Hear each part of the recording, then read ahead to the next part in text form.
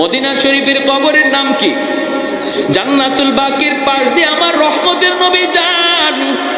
সাহাবায়ে কেরাম নবীর সাথে হঠাৎ করে আল্লাহর নবী অন্তর চোখে দেখতে পেলেন একটা যুবক কবরের ভিতরে আযাব ভোগ করতেছে, আগুনে পড়তেছে, সাপের কামড় খাইতেছে, মা মা কয়ে চিৎকার করে কাঁদতেছে। আল্লাহ নবীকে আল্লাহ পাক দেখায় দিছে, সাহাবীরা দেখে না। কবরের আযাব আছে, আল্লাহ মানুষকে দেখায় না। কেন দেখায় না? যদি মানুষকে আল্লাহ কবরের আযাব দেখাইতো তাহলে কবরের পাশ দিয়া কেউ সাহস করে যাইতো না। রাতের বেলা দূরের কথা, দিনের বেলাও কেউ কবরের পাশ দিয়া যাওয়ার সাহস করতো না। কবরস্থান দেখা যায়, এতটুকু দূরেও কেউ বাড়ি বানাইতো না যদি কবরের আযাব আল্লাহ মানুষকে দেখাইতো। দুনিয়ার নিজাম উল্টা পাল্টা হয়ে যাইতো। এজন্য মানুষকে আল্লাহ পাক কবরের আযাব দেখায় না। কিন্তু গরু ছাগল কবরের আযাব টের পায়। মাঝে মাঝে দেখবেন কবরস্থান থেকে গরু ছাগল দৌড় দেয়। আল্লাহ নবী রহমতের নবী কয়, সাহাবীরা আমি দেখতেছি যুবকের আযাব, চলো আমি নবী তোমাদেরকে নিয়ে একটু মুনাজাত করি। আল্লাহ নবী মুনাজাত করলেন, মালিক তোমার কাছে হাত বাড়াই দিছি গো আল্লাহ, দয়া করে তুমি যুবকের আযাব বন্ধ করো। আল্লাহ পাক রব্বুল আলামিন আযাব বন্ধ করে না। মায়ার নবী আবার হাত উঠাইছেন, সাহাবীরা আমিন আমিন বলেন, এবারও আযাব বন্ধ হয় না। নবী আবার হাত উঠাইছেন, তিনবার হাত উঠাইছেন, তখনও আযাব বন্ধ হয় না। এইবার নবী জানতে চাইলেন, মালিক আমি হাত উঠাইতে দেরি, কবুল হতে দেরি হয় না, আজকে কি হলো? আমার কি হাতের দাম তোমার কাছে কমে গেল নাকি? আল্লাহ তুমি একটু বলো। এই কথা বলতে আল্লাহ কয়, না বন্ধু, তোমার হাতের দাম কমে নাই বন্ধু। এই যুবকের মা এখনো দুনিয়ায় জীবিত, মার মনে ভীষণ কষ্ট। মা যতক্ষণ পর্যন্ত তারে মাফ না দিবে আমি আল্লাহ তুমি বন্ধুর দোয়াও কবুল করব না। আল্লাহ নবী সাহাবীদেরকে বলেন, দৌড়ায় তার মারে সালাম দাও। সাহাবীরা দৌড়ায় যায় তার মাকে সালাম দিলেন। মহিলা আসলো, আল্লাহ নবী কইতেছেন, মা গো কবরটা চিনুনি? মহিলা কয়, নবী গো চিনি, এটা আমার সন্তানের কবর। আল্লাহ নবী কয়, মা এই সন্তান বুঝি তোমার ভীষণ কষ্ট দিয়েছে, যার কারণে কবরের মধ্যে আযাব ভোগ করতেছে গো মা। চিৎকার করে করে আম্মা আম্মা করে ডাকতেছি। ও গো মা, সন্তানের পক্ষ থেকে আমি তোমার কাছে মাপ চাইতেছি, তারে মাফ করে দাও। এই সন্তান তো তোমারই।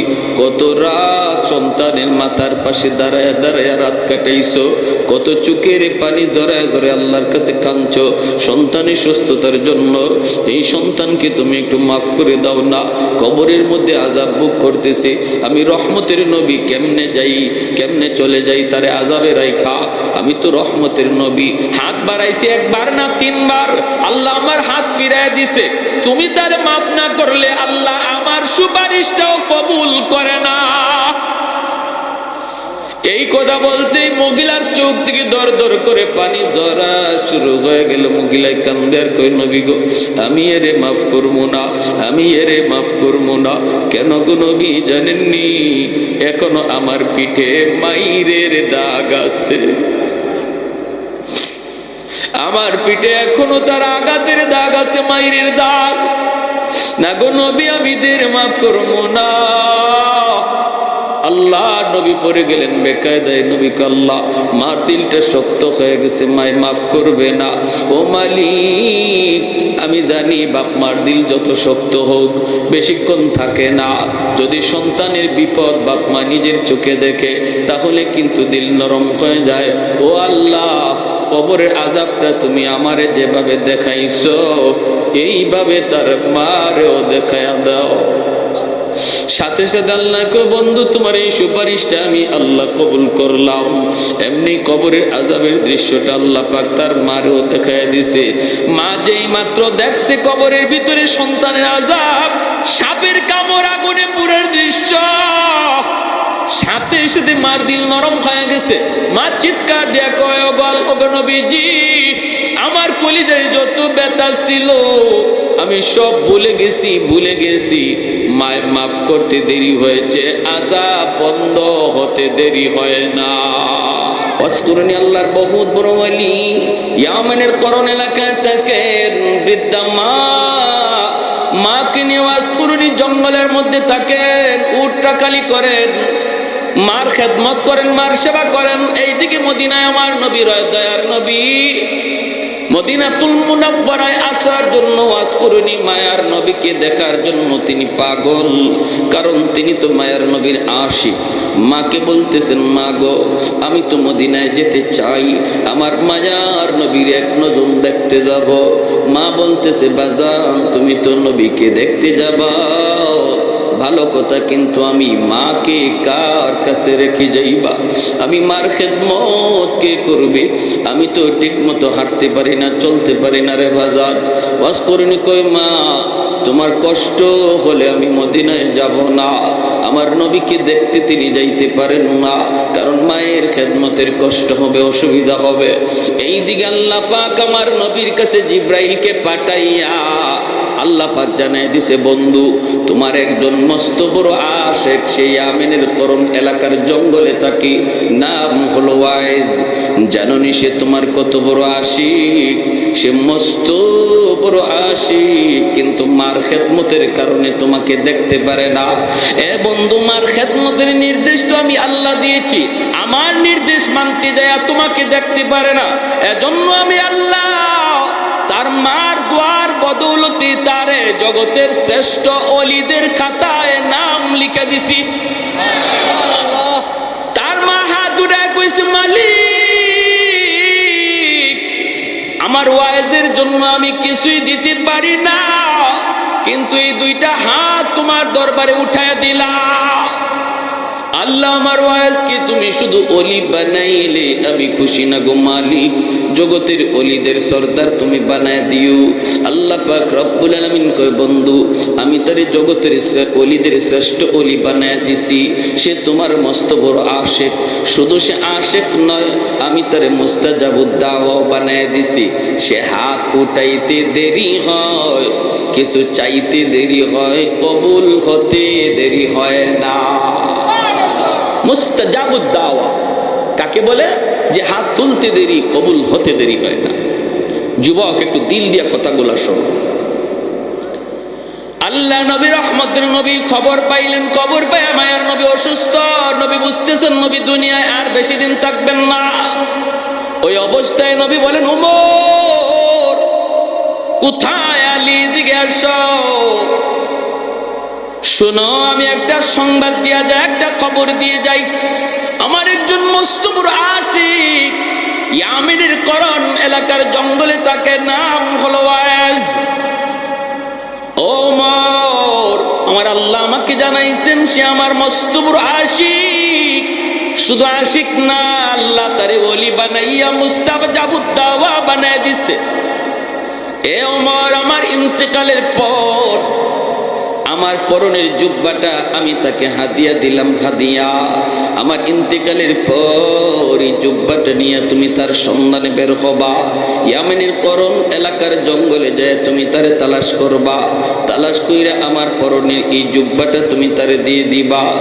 জানোনি এত বড় মাকাম, এত বড় মর্যাদা সে কেমনে লাভ করেছে? শুধুমাত্র মার দোয়ার বদৌলতে। হযরত ওমর কয়, নবী গো চিনব কেমন করে? আল্লাহ নবী কয়, তার চেহারাটা এমন, তার বডিটা এমন, তার চুলটা এমন, তার হাতটা এমন, তার পাটা এমন, হাতের ডান হাতের তালুতে একটা সাদা দাগ দেখতে পাইবা।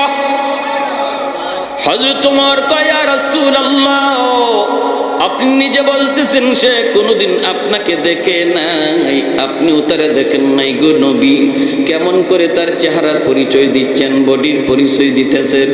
আল্লাহর নবী রহমতের নবী কয়, ওমর রে আমার আশিক স্বপ্ন যুগে আল্লাহ আমাকে বহুবার দেখায়া দিছে। মান রাআনি ফিল মানাম ফাকাদ রাআনি ফাইন্না শাইতানা লা ইয়াতামাসসালু বি। আল্লাহর নবী রহমতের নবী বলেন, কেউ যদি স্বপ্নে আমি নবীকে দেখে যেন সে বাস্তবেই আমাকে দেখলো, আর যে স্বপ্নে নবীকে দেখলো তার জন্য জাহান্নাম হারাম হয়ে যায়। আল্লাহর নবীর স্বপ্নে যে দেখবে জন্য জান্নাত ওয়াজিব হয়ে যাবে, জাহান্নাম হারাম হয়ে যাবে। নবীকে স্বপ্নে দেখার একটা বহুত বড় আমল বুজুর্গানে কেরাম বলছেন, ঘুমানোর আগে যদি কেউ রেগুলার প্রতিদিন এশার নামাজ পইরা যখন ঘুমায় 100 বার দুরূদ শরীফ পইরা যদি সে ঘুমায়, 100 বার দুরূদ শরীফ পইরা যদি কেউ ঘুমায় প্রতিদিন, তাহলে ফুকাহাগণ সুফিয়ানে কেরামগণ বলেন মৃত্যুর আগে আগে আল্লাহ তারে স্বপ্ন যুগে নবীর স্বপ্নে দেখাইয়া দিবে।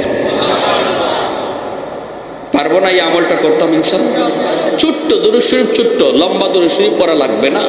সাল্লাল্লাহু আলাইহি ওয়াসাল্লাম, সাল্লাল্লাহু আলাইহি ওয়াসাল্লাম, কোন সবাই সাল্লাল্লাহু আলাইহি ওয়াসাল্লাম, এই দুরূদ শরীফ হয়ে গেল। সাল্লাল্লাহু আলাইহি ওয়াসাল্লাম একবার, আবার সাল্লাল্লাহু আলাইহি ওয়াসাল্লাম 2 বার, আবার সাল্লাল্লাহু আলাইহি ওয়াসাল্লাম 3 বার। এভাবে আপনি একটা কিলিয়ে তসবির দানা লইয়া 100 বার প্রতি রাত ঘুমাইবার আগে পইরা পইরা ঘুমাইয়েন। আল্লাহ আপনাকে ঘুমন্ত অবস্থায় স্বপ্নে নবীর সাথে দিদার নসিব করে দেন। হযরত ওমর ফারুক রাদিয়াল্লাহু তাআলা আনহু কয়া রাসূলুল্লাহ কেমনে দেখলেন? নবী বলেন স্বপ্ন যুগে আল্লাহ আমাকে দেখায় দিছি আল্লাহর নবীর পরনের জুব্বা। হযরত ওমর নবীর ইন্তেকালের পর এই জুব্বা নিয়ে তিনি রওনা দিয়ে দিলেন। সঙ্গে আছেন আলী। ইয়ামেন ঢুকলেন, করণ এলাকায় আসলেন।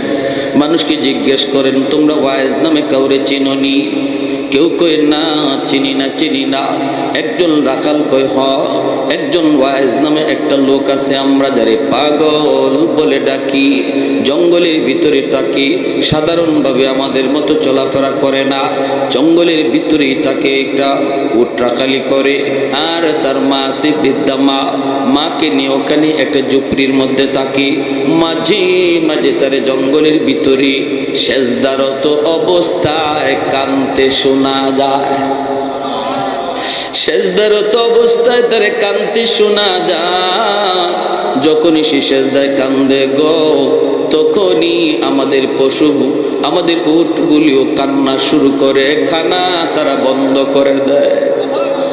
তার কান্নার সাথে সাথে পশু পাখিগুলি স্তব্ধ হয়ে যায়। হযরত ওমর ফারুক রাদিয়াল্লাহু তাআলা আনহু বলেন আলী চলো, তাহলে ওই দিকে আমরা যাই, হয়তো আমরা তার সন্ধান পেয়ে গেছি রে আলী।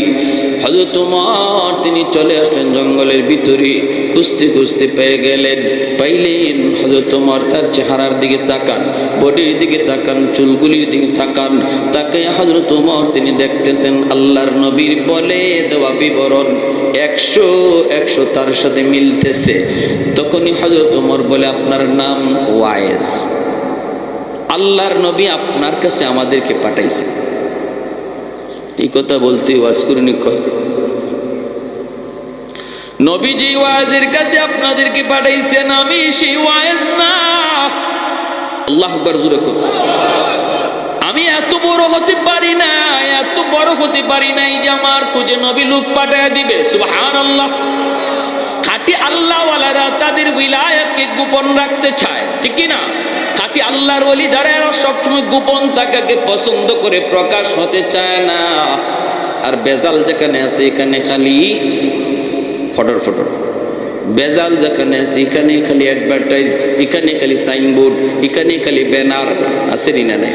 আশিকে রসুল, মাহবুবে খুদা, গাউসে হামদানি, কুতুবে রব্বানি, সারাশল্য সুলকানি, নাম আর খুঁজে পাওয়া যায় না। কির নাম কই? নাম দিয়ে কি হইব? টাইটেল ফল, টাইটেল দেখো না, নাম দিয়ে কি হইব? কিন্তু খাঁটি আল্লাহর ওয়ালি যারা এরা নামের আগে পিছে তো টাইটেল লাগায় না, ঠিক কিনা জোরে কন?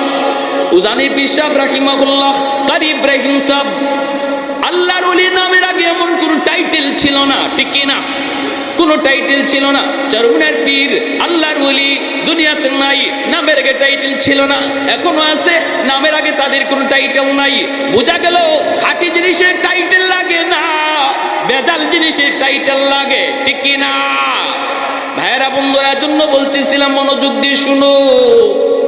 যেই মাত্র দেখা যায় হযরত ওমর নিজের পরিচয় দিয়ে বলতেছেন, আমি হলাম আল্লাহর নবীর সাহাবী ওমর, ইনি হলেন নবীর সাহাবী আলী। আমার নবী, দয়ার নবী, তিনি দুনিয়াতে নাই, নবী ইন্তেকাল করেছেন। আল্লাহর নবীর ইন্তেকালের খবর পেয়ে ওয়াজ করিনি কাঁদতে শুরু করলেন। এরপরে বলতেছেন, মায়ার নবী তার পরনের জুব্বাটা আপনাকে হাদিয়া দিয়া দিছেন। ও আল্লাহর ওলি, নিজের আর গোপন রাখেন না। কি এমন নেকামল করেছেন গো? নবীর পরনের জুব্বা পাওয়ার জন্য আমি ওমর পাগল ছিলাম, আবু বকর পাগল ছিল, উসমান পাগল ছিল, আলী পাগল ছিল, সালমান ফার্সি পাগল ছিল। ডাইনে বামে সারা জীবন নবীর সাথে তাইকা জীবন কাটায় দিলাম, কিন্তু নবীজির ইন্তেকালের আগে পরনের জুব্বা আমরা কেউ পাইলাম না। পাইলেন আপনি, যিনি নবীকে কোনোদিন দেখলেনও না। এমন কি আমল করেছেন একটু বলুন। আমার নবী যা বলেছেন, আপনার মায়ের দোয়া, কোথায় আপনার মা? এই আল্লাহর বান্দির চেহারা মুবারক একটু দেখা। আর একটু জোরে কন্যা সুবহানাল্লাহ। আপনার ডান হাতটা একটু দেখতে চাই। এই ডান হাতটা হাতের মধ্যে নিয়ে দেখেন, তালুর মধ্যে সাদা একটা দাগ দেখা যায়। এমনি হযরত ওমর কোন আর আপনি গোপন করবেন না। নবী এই বিবরণ দিয়েছেন, 100 মিলে গেছে। আর মায়ার নবী বলেছেন, এই জুব্বাটা আপনি পরবেন, পইরা আল্লাহর কাছে একটু সুপারিশ করবেন তার উম্মতের জন্য, গুনাহগার উম্মতের জন্য একটু সুপারিশ করতেন। কারণ নবী আমাদেরকে জানাইছেন, আপনি নাকি মুস্তাজাবুদ দাওয়া, আপনি হাত তুলতে দেরি হয়, আমার আল্লাহ কবুল করতে দেরি হয় না। ওয়াজকুরুনি, নবীর পরনের জুব্বা হাতের মধ্যে লইয়া তিনি দৌড় দিয়া চলে গেলেন জঙ্গলের ভিতরের যুবক, চলে গেলেন জঙ্গলের ভিতরে। যাইয়াই তিনি সেজদায় পড়ে গেলেন। সেজদায় পড়ে বলতেছেন, মালিক, ও মালিক, তোমার আমার গোপন রহস্য কেন তুমি জানাইছো তোমার বন্ধুরে? সুবহানাল্লাহ। তোমার আমার গোপন রহস্য, তোমার আমার গোপন সম্পর্ক কেন তুমি তোমার বন্ধুরে জানাইছো? আল্লাহ যখন জানাইছো, তাহলে আমিও তোমার সাথে বায়না ধরলাম, মাথা উঠাবো না, নবীর পরনের জুব্বাও আমি গায়ে দেব না, যতক্ষণ পর্যন্ত তোমার বন্ধুর সমস্ত উম্মতকে তুমি মাফ না করবা। আল্লাহু আকবার। মাথা জমিনে ঠেকায় দিছি, আমি পাগল, মাথা জমিন থেকে উঠাবো না যতক্ষণ পর্যন্ত গোটা উম্মতে মুহাম্মদের মাফ না করবা। আল্লাহ পাক রব্বুল আলামিন কয়, পাগল তুমি কি কও? ও ভাইরা বন্ধুরা, এটা কেমনে কয়? আল্লাহ পাকের সঙ্গে আল্লাহর ওলিদের অন্তরে অন্তরে কথা হইতো, আল্লাহ পাক অন্তরের ভিতরে কথা জমায়ে দিত। রব্বুল আলামিনের এরকম ভাবে আল্লাহ পাকের কথা আসলো। ওরে পাগল না হয় না, কত আছে মদকুর, কত আছে গাঞ্জাকুর, কত আছে বাপ মারে কষ্ট দেয়, মারে কান্দায়, বাবারে কান্দায়, কেমন করে আমি সবরে মাফ করি? আল্লাহ পাক কয়, যা পাগল, আমি তোমার খাতিরে 10% আমি উম্মত মাফ করে দিলাম। ওয়াজ করিনি, কয় মালিক আমি 10% 20% বুঝি না, 100% বুঝি, 100%। আল্লাহ বলে, যাও পাগল, তোমার সুপারিশে আমি আল্লাহ 20% উম্মত মাফ করে দিলাম। ওয়াজ করিনি, কয় মালিক আমি মানি না। আল্লাহ বলে, যাও 30 ভাগ উম্মত মাফ করে দিলাম। তখনও কয় মানি না, মানি না। 40 ভাগ উম্মত মাফ করে দিলাম। এইদিকে আমার ভাইরা হযরত ওমর, হযরত আলী অপেক্ষায় থাকতে থাকতে কয়, কিরে আলী, ওয়াজ করুন গেল কোথায়? চলো তাড়াতাড়ি চলো, একটু খবর নেই। তারা দুজন চলে আসলেন ঝুপড়ির ভিতরে। আইসা দেখে ওয়াজ করুন সেজদায় পড়ে কার সাথে যেন বিড়বিড় করে কথা কয়। সেই কথা আর কারোর সাথে নয়, এই কথা তো কয় মাওলার সাথে। সেজদার মধ্যে আল্লাহ পাক বান্দার সবচেয়ে কাছে চলে আসে। জোরে করুন সুবহানাল্লাহ। আল্লাহ নবী কয়, সেজদার মধ্যে আল্লাহ পাক তার বান্দার খুব বেশি কাছে চলে আসে। এজন্য সেজদার হালতে আল্লাহর কাছে যা চাইবা আল্লাহ তাই পূরণ করে দিবে। ওয়াজ করুনি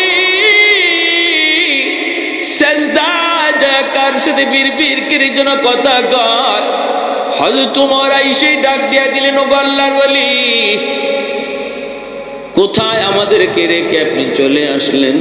যেই মাত্র ডাকটা দিলেন সাথে সাথে আল্লাহর সাথে কথা কওয়ার যে লাইন ছিল, লাইনটা কাট আপ হয়ে গেছে। ওয়াজ করুনি সেজদা থেকে উইটা বলতেছে, গো নবীর সাহাবী, আর একটু সময় যদি আপনারা ধৈর্য ধরতেন তাহলে আমি আমার মাওলার কাছ থেকে 100 ভাগ উম্মত মাফ করা লইতাম। মা তালিবে মাওলা হো মেরে ইশকে নিরালা, मैं तालिब मौला हूँ मेरे इश्क निराला, है जुमला जहाँ जिनके तजल्ली से उजाला, है जुमला जहाँ जिनके तजल्ली से उजाला, मैं दर्द जहाँ गैर खुदा यार नदरम, जुज़ियात खुदा ही दिगर कार नदरम, जुज़ियात खुदा ही दिगर कार नदरम, মা মস্ত শুভ। আমার ভাইরা বন্ধুরা জন্য মনোযোগ দিয়ে একটু খেয়াল করে কথাগুলি শোনো। মায়ের দোয়ার বদৌলতে ওয়াজ করে নিয়ে এত বড় সম্মানী, এত বড় ইজ্জতওয়ালা, এত বড় ওলি, এত বড় মুস্তাজাবুদ দাওয়া হইছে মায়ের দোয়ার বদৌলতে, ঠিক কিনা? এজন্যই ভাইরা আব্দুল কাদের জিলানী, খাজা মঈনুদ্দিন চিশতির মতো হাজারো আব্দুল কাদের জিলানীর যদি আপনি ঘরে দাওয়াত দেন আর উনাদেরকে দাওয়াত খাওয়ায় যদি বলেন হাত উঠে মোনাজাত করেন আমার জন্য, আর পাশের ঘরে যদি আপনার মা, আপনার বাবা যদি তোমার জন্য হাত উঠায়, আমার মায়ার নবীর হাদিস, নবী বলেন আব্দুল কাদের জিলানীর দোয়া কবুল হবে কি হবে না কোনো গ্যারান্টি নাই, কিন্তু মার দোয়া, বাবার দোয়া কবুল হবে এর গ্যারান্টি আছে। বাপ মার দোয়া কবুল হওয়ার গ্যারান্টি দিয়েছেন মায়ার নবী, যেই নবী জীবনে কোনোদিন মিথ্যা বলেন না, ঠিক কিনা জোরে বলেন? অতএব বাপ মার কাছ থেকে দোয়া নিও। যদি জীবনে সফলতা চাও, ব্যবসায় যদি উন্নতি চাও, যদি তোমার জীবনের বাতি তুমি জ্বালাইতে চাও, বাপ মার দোয়া ছাড়া বদদোয়া নিলে দুনিয়া অন্ধকার, আখিরাত অন্ধকার। একটা বাস্তব ঘটনা শুনেন, যেই সন্তান মারে কষ্ট দিয়েছিল, করাচির হযরত হাকিম আক্তার সাহেব রাহিমাহুল্লাহ, বহুত বড় আল্লাহর একজন বলি, তিনি করাচির জামে মসজিদে নামাজ পড়েন। হঠাৎ করে তিনি দেখলেন একটা যুবক কাপড় দিয়া ডান হাত পেঁচায় রাখছি, সুন্দর করে নামাজ পড়তেছে, সুন্দর করে রুকু দেয়, সাজদা দেয়, কিন্তু ডান হাত কাপড় দিয়ে পেঁচানো। এই দৃশ্য দেইকা আল্লাহর ওলি নামাজের পর যুবককে ডাক দিলেন, যুবক, তোমার নামাজটা বড় সুন্দর, তোমার রুকুটা বড় সুন্দর, তোমার সেজদাটাও বড় সুন্দর, কিন্তু ডান হাত কাপড় দিয়া কেন পেঁচায় রাখছো? যুবক বলতেছে, ও আল্লাহর ওলি, সে এক পিছনের করুণ ইতিহাস। আমার হাতের মধ্যে পচন শুরু হয়েছে, দুর্গন্ধ বের হয়, এত গন্ধ, এত দুর্গন্ধ, কাপড় দিয়ে যদি পেঁচায় না রাখি মসজিদের ভিতরে কেউ নামাজ পড়তে পারবে না, সবাই আমাকে মসজিদ থেকে বের করে দিবে, এজন্য কাপড় দিয়ে পেঁচায় রাখি। আল্লাহর ওলি বলেন, কেন, তুমি কি ডাক্তার দেখাও না? যুবক বলে, ডাক্তার দেখানো শেষ, ভারত পাকিস্তানের সব ডাক্তার দেখানো শেষ, কেউ আমার রোগ ধরতে পারে না, কেউ রোগ ধরতে পারে না, পারে না, পারে না। আল্লাহর ওলি কয়, তাহলে অন্য দেশের ডাক্তার দেখাও না কেন? এমনি যুবক চুকির পানিটা চাইরা কান্দে আর বলতেছে, ও আল্লাহর ওলি, আমার বিশ্বাস হয়ে গেছে তামাম দুনিয়ার সমস্ত ডাক্তার যদি দেখানো হয় তবু আমার রোগ ভালো হবে না, কারণ আমার আগুন লাগছে আসমানে, পানি যদি দেই জমিনে কোনোদিন আগুন নিভবে না। আগুন লাগছে শেরপুর, পানি দেই ফরিদপুর, কোনোদিন আগুন নিভবে না। আমার অসুস্থতা হলো, আমার রোগ হলো আসমানে, চিকিৎসা চলছে জমিনে, কোনোদিন আমার রোগ ভালো হবে না। আল্লাহর ওলি করাচির হযরত হাকিম আক্তার সাহেব রাহিমাহুল্লাহ তিনি বলতেছেন, বাবা কি ঘটনা বলো? এই কথা বলতেই যুবক কান্না শুরু করে দিছি। যুবক বলতেছে, ও আল্লাহর ওলি, আমি আমার মায়ের গর্ভে একমাত্র সন্তান, জন্মের কিছুদিন পরই আব্বা মারা গেলেন, আমার নানা নানি মামা মামি আসছেন আমাকে অন্যত্র, আম্মাকে অন্য অন্যত্র নিয়ে বিয়ে দিয়ে দিবে। কিন্তু মা কয় না আব্বা আমি যাব না, আল্লাহ আমাকে একটা মানিক দিয়েছে, আমি আমার মানিকের চেহারা দেখে জীবন যৌবন কাটায় দেব, আমি আমার স্বামীর বাড়ি ছাড়ব না। আমার আম্মা আমাকে দেখা তার জীবন যৌবন কাটায় দিল। মানুষের বাড়িতে কাজকর্ম কইরা আত্মীয় স্বজনের কাছ থেকে ধার আইনা আইনা আমার আম্মা আমাকে লেখাপড়া করাইল। আমি লেখাপড়া করলাম, আমি কলেজে গেলাম, ভার্সিটিতে গেলাম, সুন্দরী একটা মেয়ের সাথে আমার পরিচয় হয়ে গেল। এই সুন্দরী মেয়ের সাথে পরিচয় হইয়া এক পর্যায়ে বিয়ে করে ফেললাম। বিয়ে করে আমি বৌনিয়া বাড়িতে চলে আসলাম। আমার মাকে আমি বিয়ের খবরটা পর্যন্ত দেই নাই। এরপরও আমার মা তিনি রাগ করেন না, তিনি মান্য নিছেন। আর এতটুকু শুধু বলছেন বাবা একটু কবর যদি দিতি তাহলে মা তো উঠে নিয়ে আসতাম। ঠিক আছে বাবা ভালোই করেছ, এই বইলে দুঃখিনী মা তিনি মাইনা নিছেন। কিন্তু আমার সুন্দরী শিক্ষিতা বউ আমার মাকে মা হিসাবে মেনে নিতে পারলো না। এমন আমাদের সংসার এমন আসেনি না নাই রে ভাই, আসেনি না নাই? আজকের দিনের বউয়েরা যদি শাশুড়িকে নিজের মা মনে করত তাহলে সংসারে এত অশান্তি আসতো না। আর শাশুড়িও যদি নিজের বউটারে বউ মনে না করে নিজের মেয়ের মতো ভাবতো তাহলে সংসারে এত অশান্তি আসতো।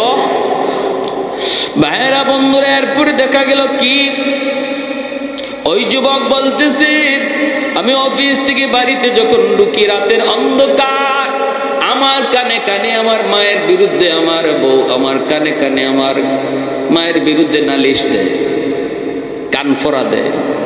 আমার কান শুধু বাড়ি করে বাড়ি করে বাড়ি করে বাড়ি করে বাড়ি করে।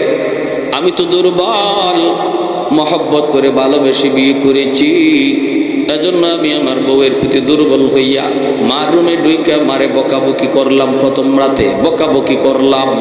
মা কইতেছে বাজান আমি কিছু বলি নাই, যা কইছে তোর বউয়ে কইছে। কিন্তু এরপরও মায়ের কথা বিশ্বাস করলাম না, বউয়ের কথা বিশ্বাস করলাম। ও আমার ভাইরা রে যুবক, যদি নিজের জীবনের সাথে মিলে যায় আল্লাহর দোহাই কথাটা দিল দিয়ে গ্রহণ করো। কাউকে উদ্দেশ্য নিয়ে কিছু বলতে আসি নাই, এসে যে কথাগুলি বলে যায় জানি না কার জীবনে পড়ে যায়। তওবা করে এখান থেকে উঠবা, চোখের পানি ঝরায় উঠবা, নতুবা জিন্দগি আল্লাহ দুনিয়া তো বরবাদ করে দিবে, আখিরাত তো কোনো কুল কিনারা খুঁজে পাবা না। সাগরে হাবুডুবু খাওয়া একজন মানুষ যেমন ভাবে কোনো কিছু কুল কিনারা পায় না, যেই সন্তানের উপরে মার কষ্ট বাবার কষ্ট, সেও তার জিন্দগির আর গোটা জীবনটার ভিতরে সাগরে পড়া হাবুডুবু মানুষটার মতোই শুধু ঘুরবে, কুল কিনারা খুঁজে পাবে না রে যুবক, কুল কিনারা খুঁজে পাবে না। ভাইরা বন্ধুরা, ওই যুবক বলতেছে গল্লার বলি, প্রথম রাত গেল আমি বকাবকি করলাম, দ্বিতীয় রাতে আইসেই আমি মার গায়ে হাত উঠে ফেললাম। যেই মাত্র মার গায়ে হাত উঠাইছি দুঃখিনী মা হাউ মাউ করে কান্না শুরু করেছে। আর বলতেছে বাজার আজকে বুঝি মার গায়ে তুই হাত উঠাই দিলি রে, এই হাতটা মা চুমায় চুমায় বড় করছি, তোর হাতের মধ্যে মায়ের কি পরিমাণ চুমা লেগে আছে তুই জানো না। আজকে হাত দিয়ে বুঝি মারে তুই মারলি, ঠিক আছে যা, আল্লাহ যেন তোর এই হাত আল্লাহ যেন ফসাইয়া দে, তুই যেন আমার জানাজার নামাজ পড়তে না পারো। ওই যুবক বলতেছে আল্লাহর বলি, আমি তখনই টের পাইছি আমার পায়ের নিচের জমিনটা কাইপে উঠছি। আমার তখনই বুঝ হয়ে গেছে মার দোনোটা বদ্ধ আল্লাহর আরশে পৌঁছে গেছে। আমার মায়ার নবী কয় বাপ মার দোয়া বদদোয়া আল্লাহর আরশে পৌঁছতে মাঝখানে বাধা থাকে না, বদ্ধ আল্লাহর আরশে পৌঁছে যায়। ওই যুবক বলতেছে, ও আল্লাহর ওলি, কিছুদিন পর অফিস থেকে খবর পাইলাম আম্মা মারা গেছে। আমি জানাজা পড়ার জন্য বাড়ির দিকে রওনা দিলাম, কিন্তু রাস্তাঘাটে এত সমস্যা হলো, অন্য কোনোদিন এত সমস্যা হয় না। বাড়িতে পৌঁছতে পৌঁছতে অনেক দেরি হয়ে গেল। আমি বাড়িতে ঢুকেই দেখি, গ্রামে ঢুকা মাত্রই দেখি মানুষজন একটা লাশ নিয়ে কবরস্থানের দিকে যাইতেছি। আমার বুঝ হয়ে গেছে জানাজা শেষ হয়ে গেছে মায়ের। মানুষজন অনেক অপেক্ষা করেছে, আর কত করবি। আমি ভিতরে যাওয়া মাত্রই লোকজন কয়, বাবা অনেক অপেক্ষা করেছি রে বাজার, আর কত করব, আর কত করব। এই বইলা মানুষজন কবরে নিয়ে গেছে। আমিও কান্দি। মানুষকে বলি, বাবা তোমাদের কোনো দোষ না, এটা আমার কপালের লিখন। আমি তখনই বুঝে